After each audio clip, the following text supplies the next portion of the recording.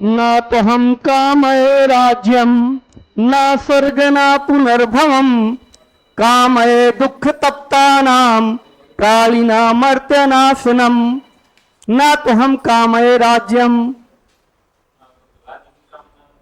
न तो हमें राज्य की कामना है, न तो हम कामये राज्यम न स्वर्ग न पुनर्भवम, न तो स्वर्ग ही चाहिए न और चाहिए क्या, पेट हमें चाहिए कि पेट में हम पास हो जाए और लौकिक भोगों को उपभोग करें, लौकिक भोगों को उपभोग करें। और क्या कर रहे हैं, बहुत बड़ी चीज कर रहे हैं आप, लोगों को मैं शिक्षित कर सकूं, किसी योग्य बना सकूं, बस मात्र मेरी यही इतनी कामना है कि दुखी प्राणियों को दुख का मैं दूर कर सकूं। हे प्रभु, और कुछ हमें नहीं चाहिए। न तो हम कामये राज्यम न स्वर्ग न पुनर्भवम कामये दुख तप्ता नाम, इस लौकिक दुखों से दुखी प्राणियों के दुख को मैं दूर कर सकूं, बस यही इतने लायक हमको बना देना। और इसीलिए हम लोग टेट पढ़ रहे हैं कि ऐसे बच्चों, ऐसे गरीब परिवारों का भला कर सके। मैं अपने लिए नहीं पढ़ रहा हूं, उन परिवारों को भला करने के लिए पढ़ रहा हूं। ठीक है, तो उस भला के क्रम में हम लोग संधि मेल से प्रारंभ करते हैं।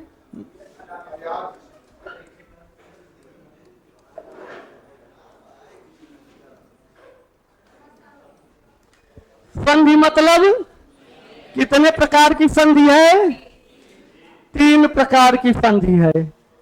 और जब वृक्ष कटिकम में जाएंगे ना तो उसमें संधियों का प्रकार कई दिया है कि जो सर्विलक होते हैं, चारुदत्त होते हैं उस नाटक में, उसमें कहते हैं कि जब पक्की दीवार रहेगी तो वहां कैसे संधि करोगे, कैसे तोड़ोगे, और जब कच्ची दीवार रहेगी तो उस दीवार को कैसे सेंध फोड़ोगे।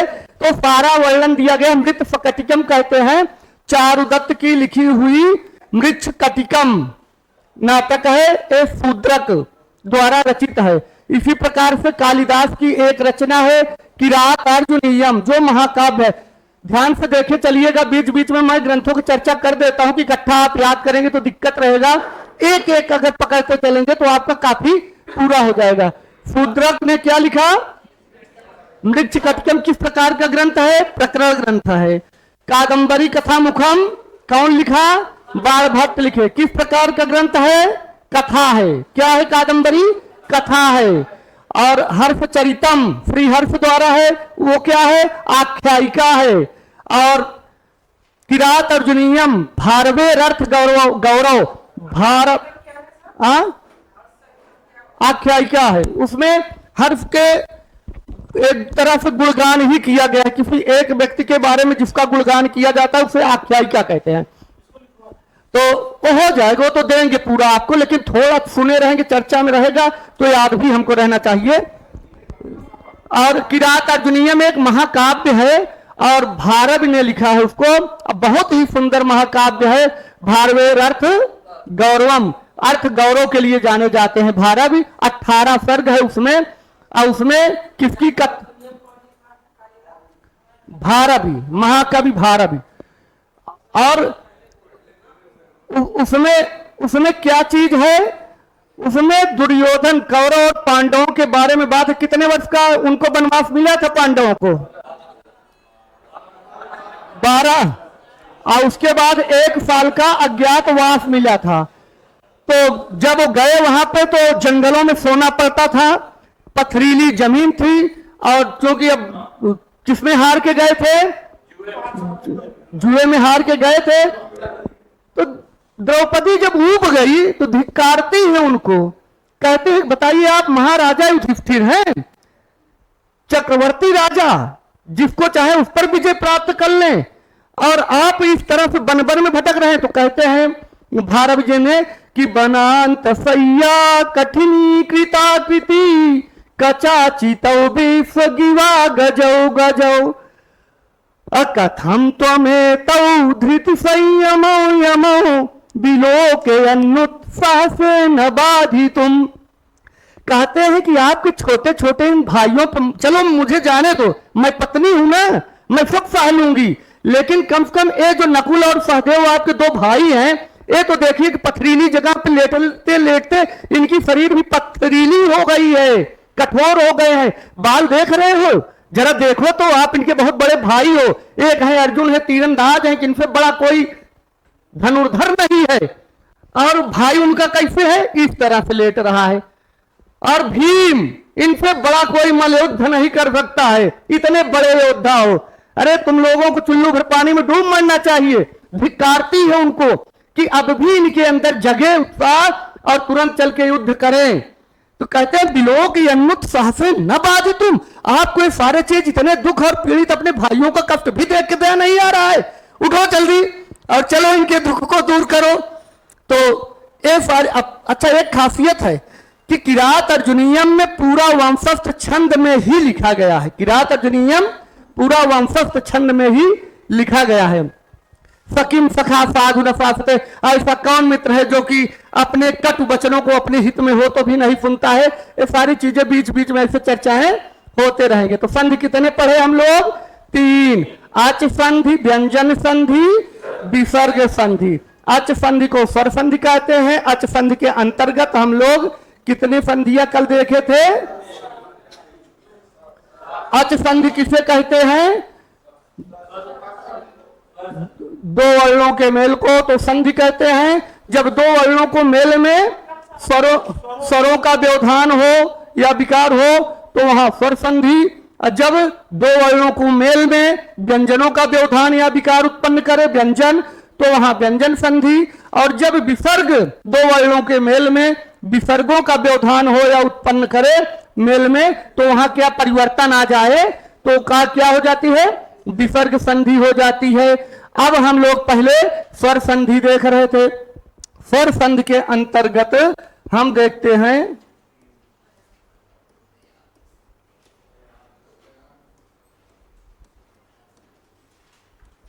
अयादि संधि। क्या सूत्र है,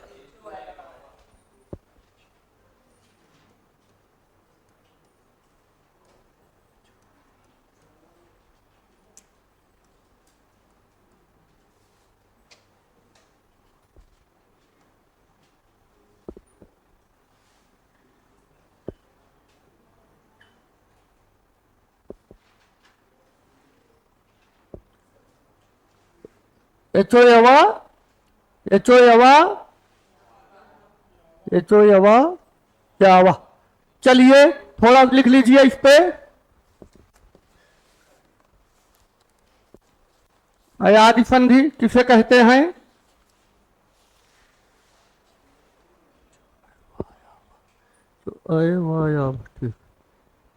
यदि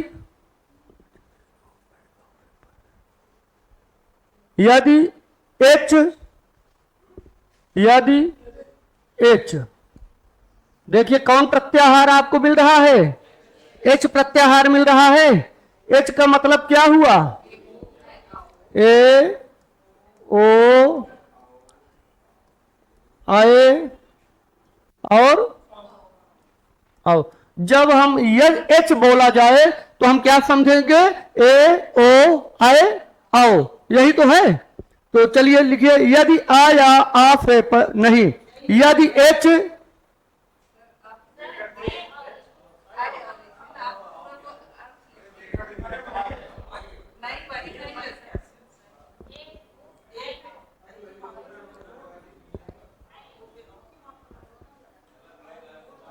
नहीं नहीं सही है,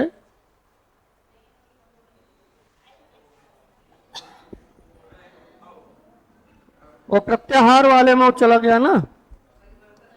आए ए वो लिख दिया हूं जो आप अभी मिलेगा पहले, लेकिन पहले ये मिलेंगे तब वो बनेंगे। आए आओ, चलिए यदि एच ए ओ आए आओ से परे परे परे परे माने बाद में, परे माने बाद में, पर माने बाद में, पूर्व माने पहले। यदि एच ए ओ आए आओ से परे कोई स्वर हो तो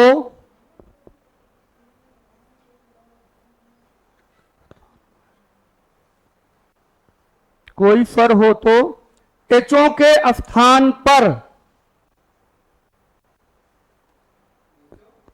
एचों के स्थान पर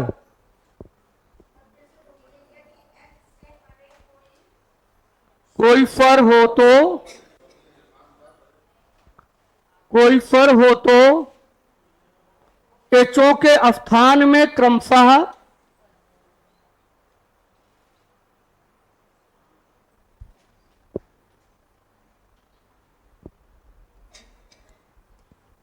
आए,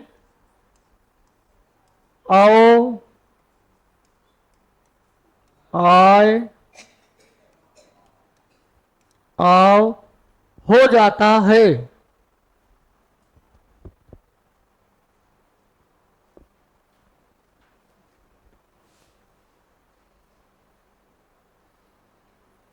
इसे अयादि संधि कहते हैं। इसे अयादि संधि कहते हैं।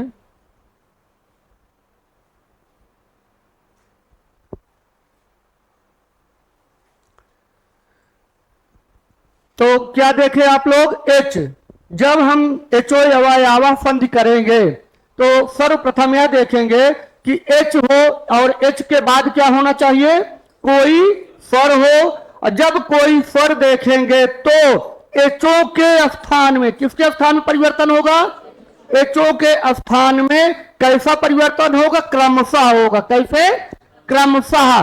क्या हो जाएगा, क्रमशः परिवर्तन होगा तो, अगर ए है तो आए, ओ है तो, और आए है तो, ओ है तो आओ हो जाता है। आज क्या हो गया है, हाँ समझ लीजिए।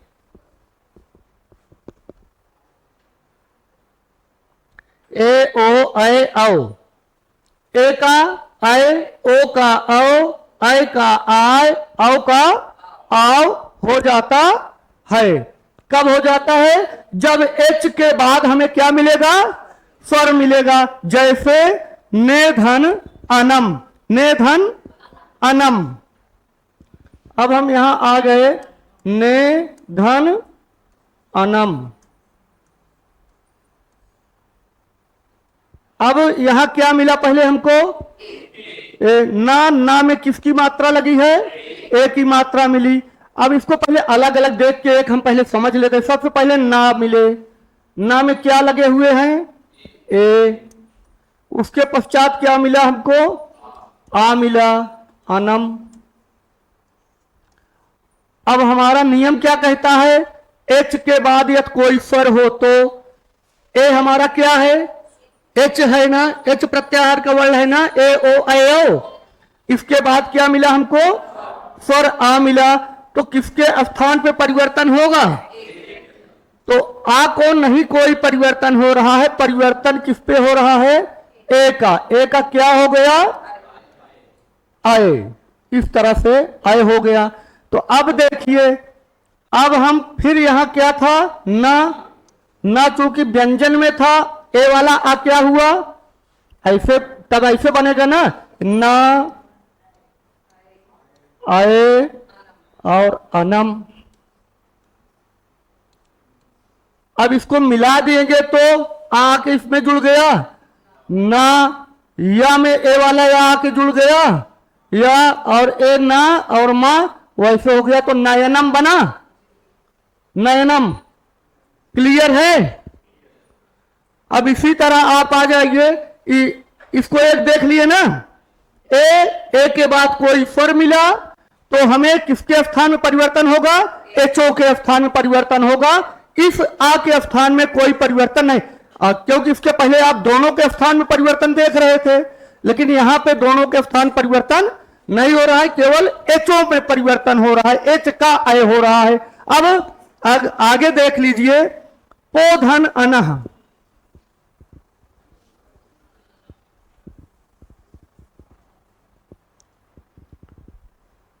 ओ धन अनम।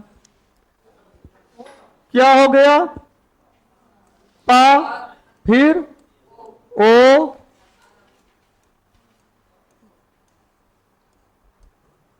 नम। अब हमको एच, ओ एच के अंतर्गत है कि नहीं? यही है ना हमारा एच। ये क्या है? एच है 1 नंबर, 2 नंबर, 3 और 4 क्रमशः कहा है। ए होगा तो अय, ओ होगा तो आओ, और आओ किसके स्थान पर होगा? ओ के, क्योंकि एच कौन है इसमें? ओ है, तो ओ के स्थान में क्या हो गया? आओ हो गया। एप्पा ऐसे इसके स्थान पे आओ हुआ, उसके बाद ए क्या है? आ नम। अब इनको जोड़ते हैं हम, आ के इसमें मिल गए, पा, ए आके वा में जुड़ गए, बाकी न, पावनम, पावनम।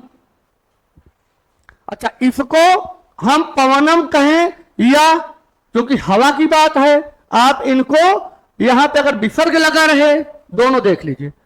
अब मान लीजिए यहीं पे पावनम की जगह पे क्या हो जाए? अगर आप विसर्ग लगा दिए हैं तो जो भी अंत में लगा रहेगा उससे आपका कोई मतलब नहीं रहता है, उसको उसी तरह रख देना है। तो अब यहां पे क्या हो जाएगा? रूप पवनः हो जाएगा। पवनः हो गया ना? पवनः, नयनः, पवनः।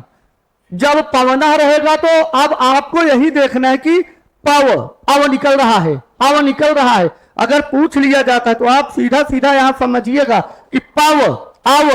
अब हम कहां पढ़े थे? अब हम अयादि संधि में आए, आओ, आए, आओ पढ़े थे, तो यहीं से पकड़ लेना कि ये अयादि संधि है, एच संधि है, अयादि संधि है।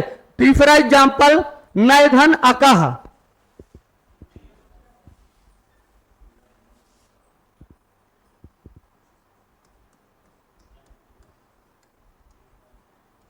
नैधन अकह, पहले क्या मिले? ना मिले, फिर अय मिले,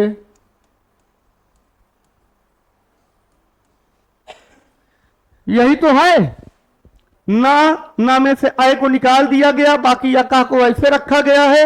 अब तीसरे नंबर पे है ना, यहाँ पे एचओ में तीसरे नंबर पे अय है, तो अय का क्या हो जाएगा? है आय हो जाएगा।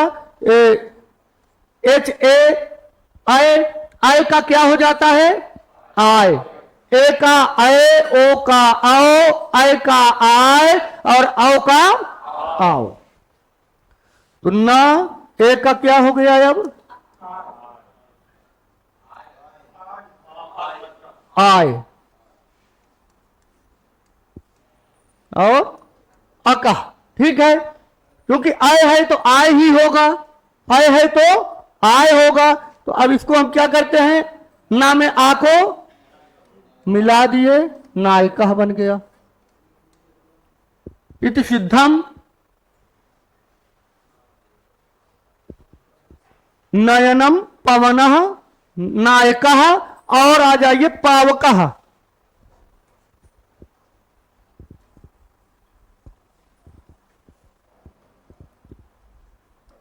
पाव अकह। सबसे पहले का क्या है? पा। पा में से मात्रा हटाइए, क्योंकि हम स्वर संधि पढ़ेंगे तो व्यंजन में से सबसे पहले क्या काम होगा? स्वर को हटाते हैं, बगल करते हैं, मिलाएंगे, लेकिन पहले तो दिखाना है हमको बगल करके। आओ अकह, आओ का क्या हो जाना है?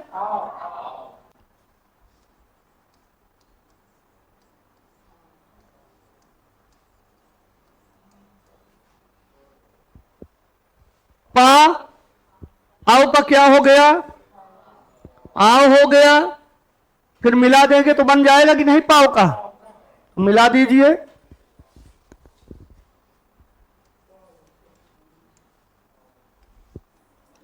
पाव का कौन संधि है? अयादि संधि है। अगर कह दे एच संधि है, अयादि ना दे तो तब भी यही कर देना, क्योंकि एच इसी में है, एच इसी में कर रहे हैं आप लोग। अब आ जाइए, एक उदाहरण ले लीजिए, विस्लो ए।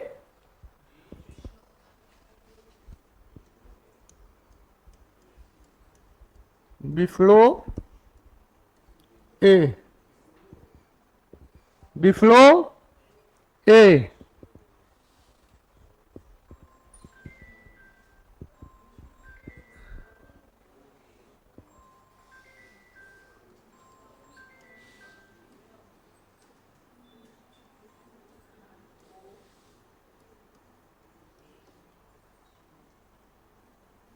ए। अब देखिए ध्यान से, बिफ्लो एक पद है, बिफ्लो एक पद है, उसके बाद क्या है, ए है।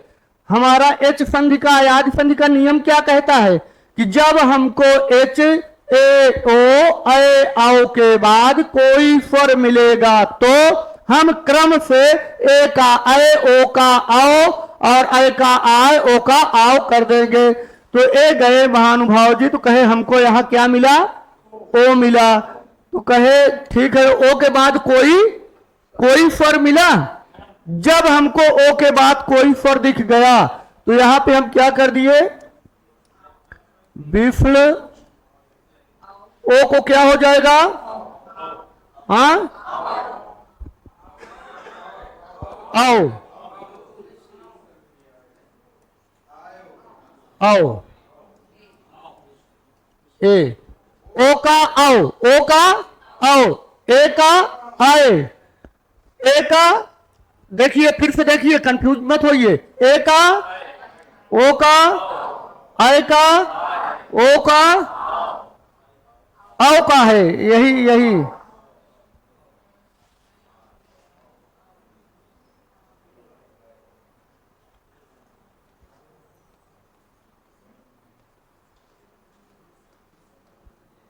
अब ठीक है। ए आए, ओ आओ, आए आए, आओ आओ, आओ का आओ होगा, लेकिन ओ का आओ। तो यहां पे क्या है, ओ का क्या होगा, अब इधर बिफ्ल ओ ए, तो परिवर्तन ए में होगा कि आओ होगा, आओ कहां पे आदेश होगा, एच में होगा, एच ओ है, तो आके मिलाते हैं हम, बिफ्ल ए आ के यहां मिल गया, ए वाह है, वाह में ए के मात्रा लग गई तो रूप क्या हो गया, बिफ्लवे, बिफ्लवे।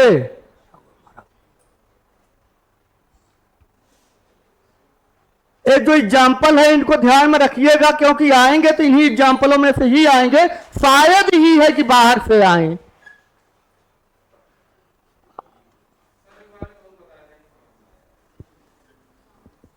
अच्छा चलिए एक और देख लीजिए,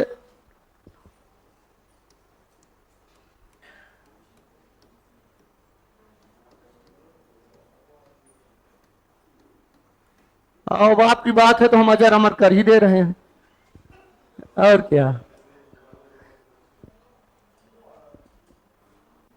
अजरऊ अमरऊ,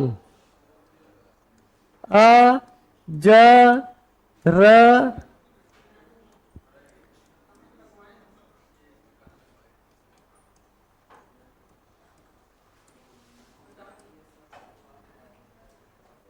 मरव का मतलब मरना नहीं है, मरव का मतलब ये हुआ कि जो मर रहे थे उनको अजर कर दिए, क्या कर दिए, अजर कर दिए, कब वो मरेंगे नहीं, मरने वालों को अजर अमर कर दिए, मर के पहले आ उपसर्ग लगा दिए तो अमर हो गए, तो वही तो कर दिए, आ उपसर्ग लगा दिए तो मरो अमरो न मरो।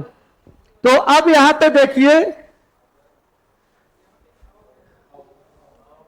अजरव अमरव, सर्वप्रथम हम संधि कहां से प्रारंभ करेंगे, जहां पे स्वर मिलेगा, जहां पे स्वर हमको मिलेगा। हम कौन संधि पढ़ रहे हैं, अयादि संधि। अयादि संधि किस संधि के अंतर्गत है, स्वर संधि, अच संधि।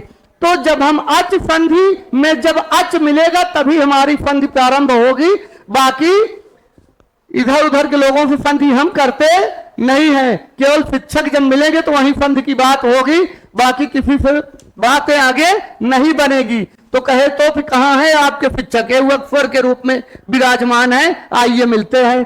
तो स्वर के रूप में पहले क्या मिला, अजर, ये कहे यहां व्यंजन मिल गए हैं, तो कहे कहां है शिक्षक, तो कहे आओ जो है यही हमारे शिक्षक गण हैं।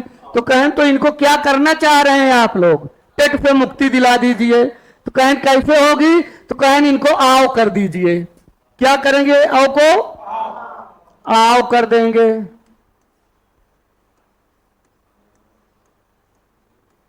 अजर, फिर आओ को आओ कैसे हो रहा है? तो क्लियर है ना? ठीक, आगे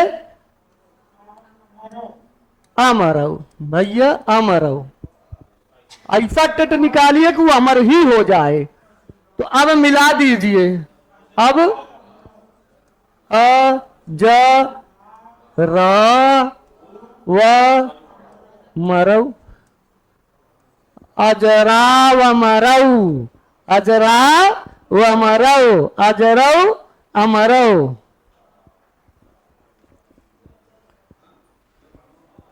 एक और बहुत पूछा जाने वाला है, कवे धन ए, कवे धन, कवे धन ए, यहां पे ए है, ए का क्या हो जाएगा?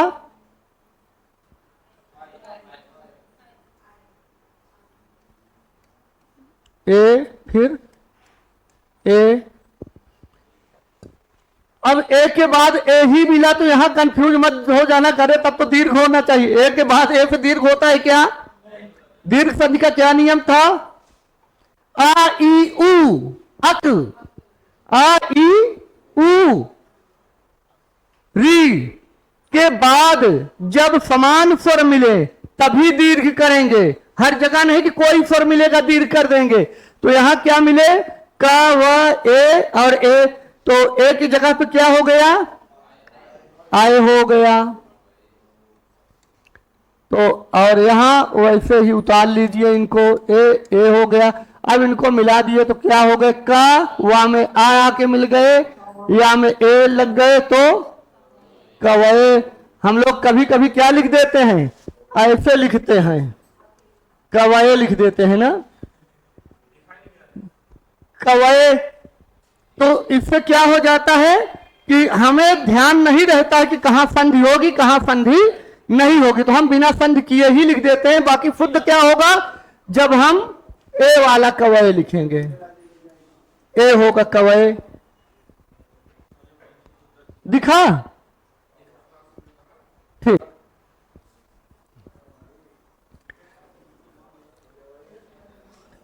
एक अब हम नहीं करेंगे, हम जिसको उठाएंगे वही करेगा।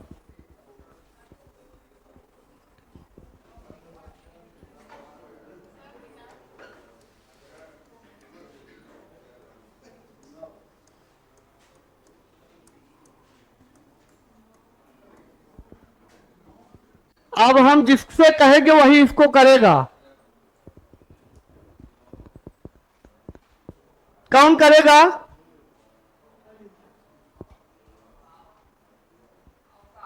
मैम आप बताएं। हाँ, हमें आप केवल अक्षर बोलते चलिएगा, हम लिखते चलेंगे। क्या क्या लिखे पहले?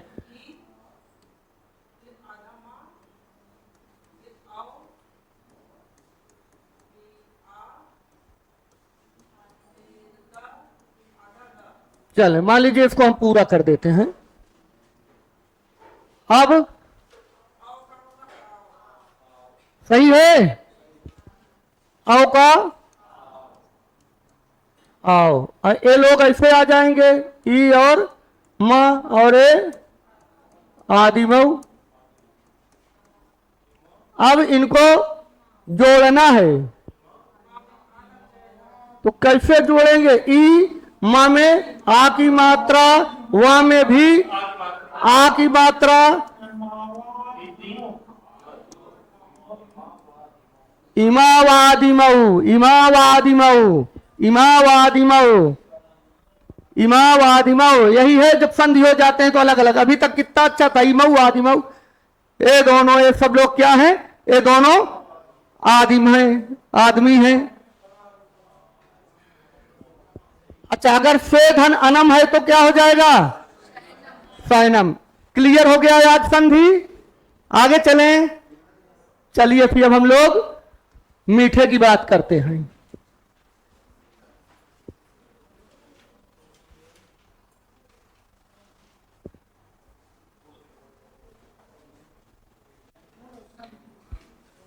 कौन संधि मीठी है?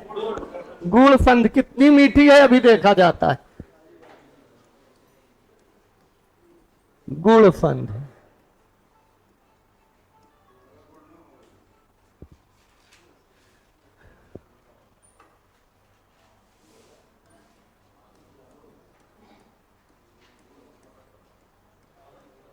आग गुणः। हाँ, ये पुराना वाला गुण है। एक क्या करता है? गुण विधायक सूत्र है। गुण विधायक सूत्र है। कैसा सूत्र है? गुण विधायक सूत्र है। हाँ भाई, जहां जिसका काम है वही कर पाएगा। हाँ, तो एक गुण विधायक सूत्र है। वो लोग गुण केवल दिखाने वाला ही डालते हैं।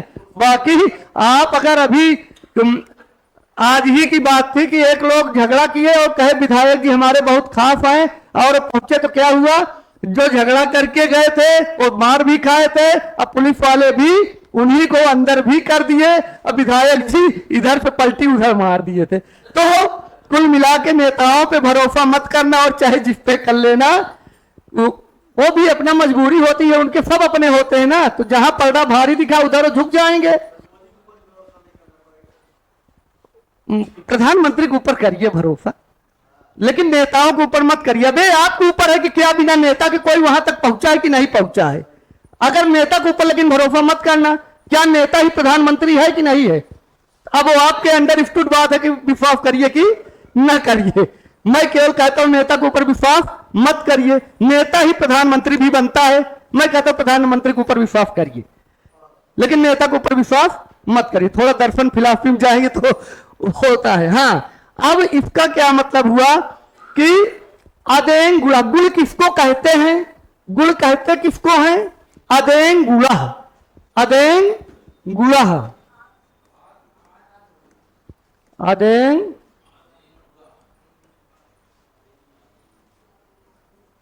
अलग अलग लिखे कि इसी में मिला दें? अच्छा, अदेंग का मतलब क्या हुआ? अदेंग मतलब क्या हुआ? अदेंग, एंग। यहां क्या मिल रहा है आपको? एंग मिल रहा है। एंग मतलब क्या हुआ? ए ओ। अदेंग मतलब, एंग मतलब ए ओंग। ए ओंग क्या हो गया? ए और ओ। अदेंग गुड़ा।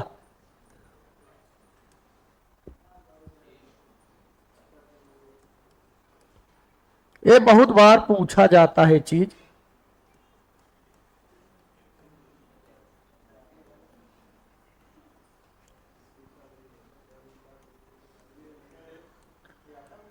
गुण संज्ञा सूत्र किसे कहते हैं?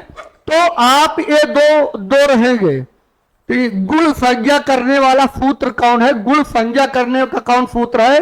तो आप अदेंग गुणा को लगाएंगे।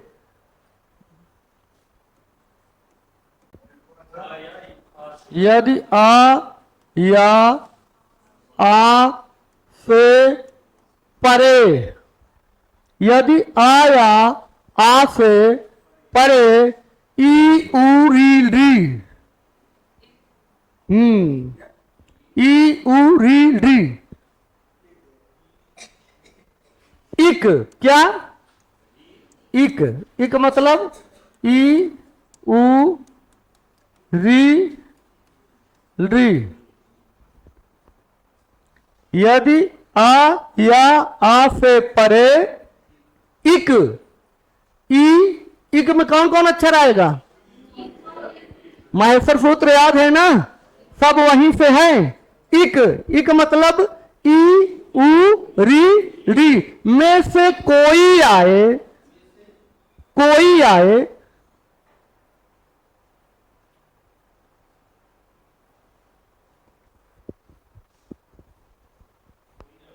आए तो पूर्व तथा पर दोनों के स्थान में, तो पूर्व तथा पर दोनों के स्थान में एक गुण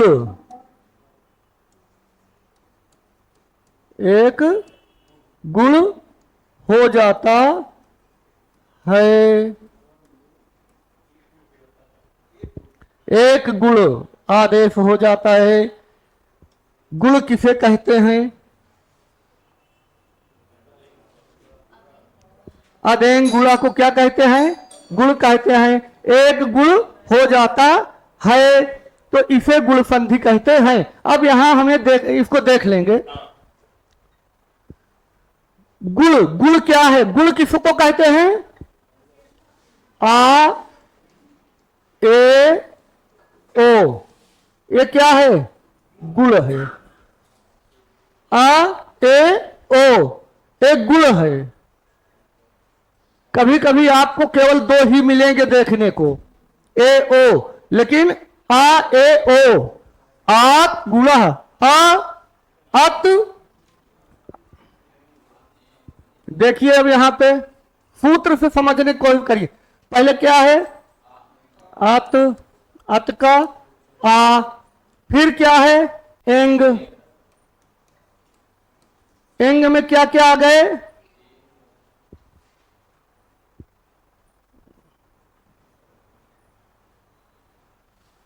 एंग में ए और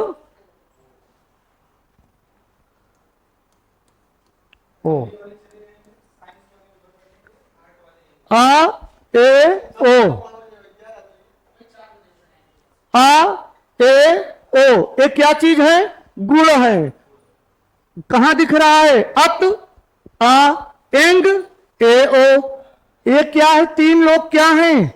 गुण हैं। इनको याद रखिएगा क्योंकि ये पूछा जाता है। गुण हैं, गुण संज्ञा के अंतर्गत आते हैं, गुण कहते हैं। आ ए ओ, अगर इनमें से एक रहेगा तो भी गुण है, दो रहेगा तो भी गुण है, तीन रहेगा तो भी गुण है तो सब लोग गुण ही। अमूमन सामान्य तौर पे आप ये समझिएगा कि ए और ओ गुण संज्ञा के अंतर्गत आते हैं। आद गुणः, आद गुणः। अभी तक जब आपको और क्या हुआ था? कहा क्या मिले? गुण कहां होगा? गुण कहां होगा?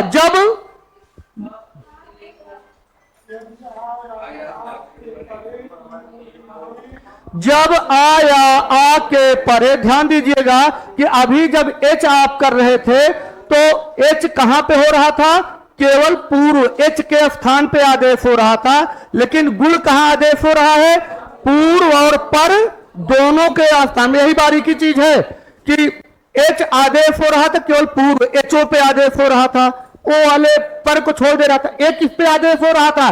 पूर्व और पर दोनों को मिला दे रहा है गुण।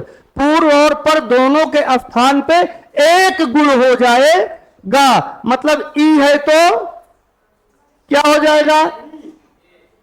ए। क्रम से क्या लिखेंगे आप लोग? यदि आया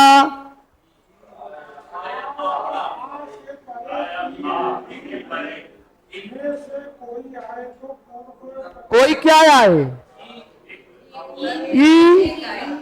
ई उ री आए तो एक गुण हो जाएगा। कैसे हो जाएगा एक गुण? इसको अब हम लोग कल देख